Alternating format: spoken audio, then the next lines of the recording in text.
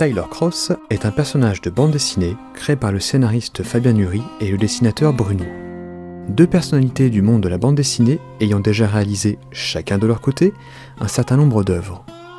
Toutefois, c'est en 2011 que démarre leur première collaboration sur Attargul ou le destin d'un esclave modèle, adaptation d'un roman d'Eugène Sue.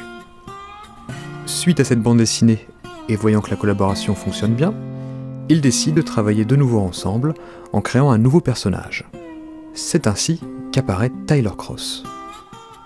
Tyler Cross est un criminel, braqueur professionnel, au caractère sombre et peu expressif, ce qui renforce irrémédiablement cette approche de l'anti-héros que nous décrivent Bruno et Fabien Nury.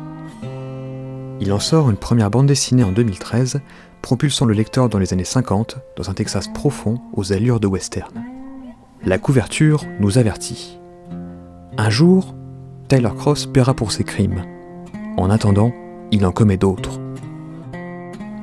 Dans cette première histoire, suite à un braquage, Tyler Cross se trouve en possession de 17 kilos d'héroïne, 20 $, un fusil à pompe et un Colt. Une panne de voiture plus tard, il se voit contraint de chercher de l'aide dans la ville de Black Rock où résident des habitants pour le moins intrigants. Souhaitant créer des histoires indépendantes entre elles, à l'image des séries de romans noirs, les deux auteurs sortent un second tome en 2015 qui propulse Tyler Cross en prison, ou plutôt dans un bagne appelé Angola.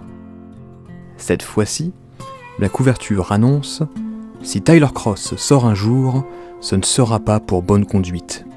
On quitte l'atmosphère chaud et western du premier tome pour rentrer ainsi dans une atmosphère plus claustrophobique, tout aussi sombre mais aux inspirations encore plus expressionnistes, comme l'annonçait le dessinateur Bruno. Des inspirations expressionnistes, il en est question dans le style graphique global de Tyler Cross. Bruno expliquait justement dans une interview s'être inspiré de l'expressionnisme sud-américain, notamment Munoz et Briaccia. Le style pratiqué par Bruno donne un rendu direct, qui va à l'essentiel sans s'encombrer de trop de détails. En ce sens, on peut dire qu'il existe une véritable osmose artistique, scénario et dessin, sur le travail de Bruno et Nury, donnant un rythme à la fois rapide, fluide, et préservant cette approche irrésistiblement noire. Notons également les couleurs réalisées par Laurence Croix, qui restent souvent sur les mêmes tons, permettant alors au lecteur de mieux s'imprégner de l'ambiance générale de l'œuvre. On peut le dire, Bruno et Fabien Nury ont créé un personnage qui ne risque pas de laisser indifférent et qui plaira certainement aux amateurs et amatrices de thrillers et romans noirs. Alors, suivrez-vous les aventures de Tyler Cross ?